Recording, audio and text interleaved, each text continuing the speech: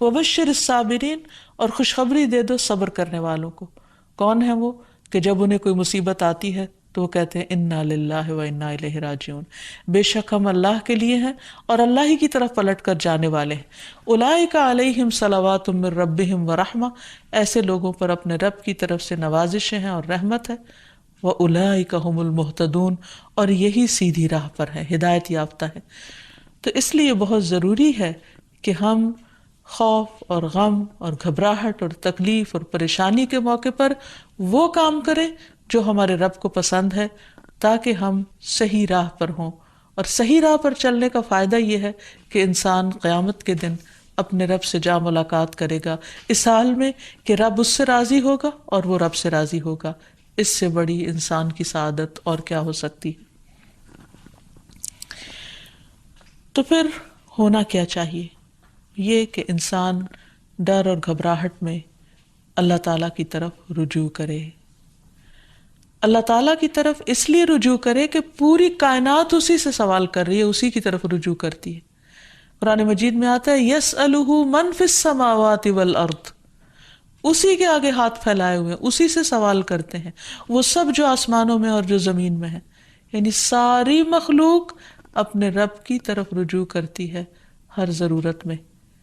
جیسے ایک موقع پر ایک حضرت سلیمان علیہ السلام نے ایک چیونٹی کو دیکھا کہ وہ ہاتھ اٹھائے آسمان کی طرف دعا کر رہی تھی بارش کے لیے۔ تو ساری مخلوق اپنی ضرورت اپنے رب سے ہی مانگتی ہے۔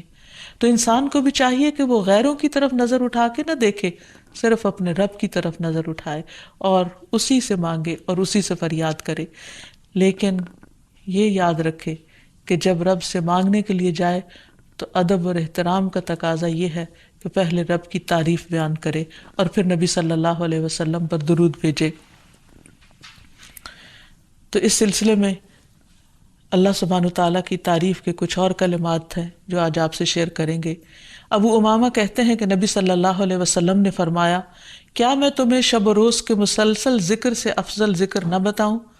تم کہا کرو سبحان اللہ عدد ما خلق، سبحان اللہ ملء ما خلق، سبحان اللہ عدد ما فی الارض والسماء، سبحان اللہ ملء ما فی السماء والارض، سبحان اللہ ملء ما خلق، سبحان اللہ عدد ما احصا کتابہ، وسبحان اللہ ملء کل شیء۔ میں اللہ کی پاکیزگی بیان کرتا ہوں اس کی مخلوق کی گنتی کے برابر، میں اللہ کی پاکیزگی بیان کرتا ہوں جس سے اس کی مخلوقات بھر جائیں، میں اللہ کی پاکیزگی بیان کرتا ہوں ان چیزوں کی گنتی کے برابر جو زمین و آسمان میں ہیں، میں اللہ کی اتنی پاکیزگی بیان کرتا ہوں جس سے وہ چیزیں بھر جائیں جو آسمان و زمین میں ہیں، میں اللہ کی پاکیزگی بیان کرتا ہوں جس سے اس کی مخلوقات بھر جائیں، میں اللہ کی پاکیزگی بیان کرتا ہوں ان چیزوں کی گنتی کے برابر جن کو اس نے اپنی کتاب میں شمار کیا، اور میں اللہ کی اتنی پاکیزگی بیان کرتا ہوں جس سے ہر چیز بھر جائے۔ پھر تم اسی طرح الحمدللہ کہو، یعنی جہاں سبحان اللہ کہا ہے اسی طرح الحمدللہ کہ میں اللہ کی اتنی تعریف بیان کرتا ہوں۔ تو انسان اللہ سبحانہ وتعالیٰ کی تعریف بیان کرتے ہوئے تھکے نہیں۔ اس تسبیح سے بھی انسان کی بہت سی مشکلات خود بخود حل ہو جائیں گی۔ اور پھر نبی صلی اللہ علیہ وسلم پر درود شریف پڑھے اور پھر اللہ تعالیٰ سے دعا کرے، کیونکہ حضرت انس سے روایت ہے، کہتے ہیں کہ میں نے رسول اللہ صلی اللہ علیہ وسلم کو فرماتے ہوئے سنا کہ اللہ تعالیٰ نے فرمایا، اے ابن آدم، تو جب تک مجھے پکارتا رہے گا اور مجھ سے امید رکھے گا میں تجھے معاف کرتا رہوں گا جو بھی تجھ سے ہوتا رہا، اور مجھے اس کی کوئی پرواہ نہیں۔ یعنی بڑے سے بڑا گناہ معاف کرنا اللہ سبحانہ تعالیٰ کے لیے کچھ بھی مشکل نہیں۔ تو بہرحال جب انسان پر کوئی آزمائش آئے اور خصوصاً ڈر، خوف اور گھبراہٹ کا وقت ہو تو پھر انسان اللہ سبحانہ وتعالیٰ کی طرف رجوع کرے۔ سب سے پہلے انسان اس کی تحقیق کرے کہ ڈرنے کی وجہ کیا ہے، اس کو انالائز کرے۔ بعض اوقات صرف شیطان انسان کو ڈراتا ہے اور خوف دلاتا رہتا ہے، جبکہ خوف کی کوئی حقیقی وجہ نہیں ہوتی۔ اور پھر جب شیطانی وسوسے بار بار انسان پر حملہ آور ہو تو اس وقت انسان صرف اللہ کو کافی سمجھے، اللہ پر بھروسہ کرے، کیونکہ اسی پر توکل کرنا چاہیے، توکل کرنے والوں کو، کیونکہ ہر مسئلے کا حل اسی کے ہاتھ میں ہے۔ پھر یہ کہ انسان صرف اللہ سے ڈرے۔ جو شخص اللہ سے ڈرتا ہے وہ کسی اور سے نہیں ڈرتا۔ دوسرے سارے ڈر ختم ہو سکتے ہیں اگر انسان کے دل میں سب سے زیادہ اللہ کا ڈر ہو۔ پھر اسی طرح اللہ تعالیٰ کا ساتھ محسوس کرے، کیونکہ اللہ سبحانہ وتعالیٰ اپنے بندے کو تنہا نہیں چھوڑتا۔ نبی صلی اللہ علیہ وسلم جب ہجرت کر کے مدینہ تشریف لے جا رہے تھے اور راستے میں غار ثور میں آپ نے پناہ لی، تو اس وقت آپ صلی اللہ علیہ وسلم نے حضرت ابوبکر کو یہ کہہ کر تسلی دلائی کہ لا تحزن ان اللہ معنا، غم نہ کرو، یعنی ڈرو مت، اللہ ہمارے ساتھ ہے۔ تو جب انسان یہ سوچ لیتا ہے کہ اللہ ہمارے ساتھ ہے تو خود بخود وہ مطمئن ہو جاتا ہے کہ مجھے اگر اللہ کی مدد حاصل ہوگی تو کوئی میرا بال بھی بیکا نہیں کر سکتا۔ پھر یہ کہ انسان کو اللہ سبحانہ وتعالیٰ کی حفاظت پر یقین رکھنا چاہیے۔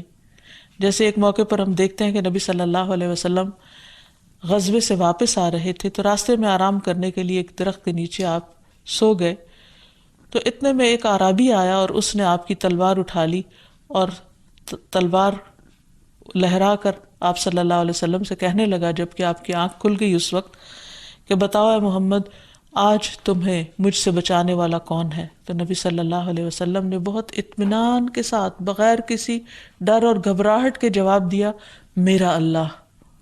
یہ وہ یقین تھا اللہ تعالیٰ کی حفاظت کا، تو اسی بنا پر آپ صلی اللہ علیہ وسلم نے فرمایا میرا اللہ۔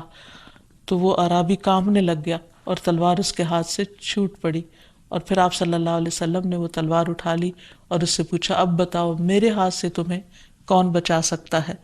تو اس پر وہ شخص اتنا مرعوب ہوا کہ وہ آپ صلی اللہ علیہ وسلم پر ایمان لایا اور آپ نے اس کو کوئی سزا نہیں دی۔ پھر یہ کہ انسان ڈر اور گھبراہٹ کے موقع پر، پریشانی کے موقع پر نماز سے سہارا لے۔ قرآن مجید میں آتا ہے ان الانسان خلق ہلوعا اذا مسہ الشر جزوعا واذا مسہ الخیر منوعا الا المصلین الذین هم علی صلاتهم دائمون۔ بلا شبہ انسان تھڑ دلا بنایا گیا ہے، جب اسے کوئی تکلیف پہنچتی ہے تو گھبرا اٹھتا ہے، جب مال ملتا ہے تو بخیل بن جاتا ہے، سوائے نماز ادا کرنے والوں کے، وہ جو اپنی نماز پر ہمیشگی کرنے والے ہیں۔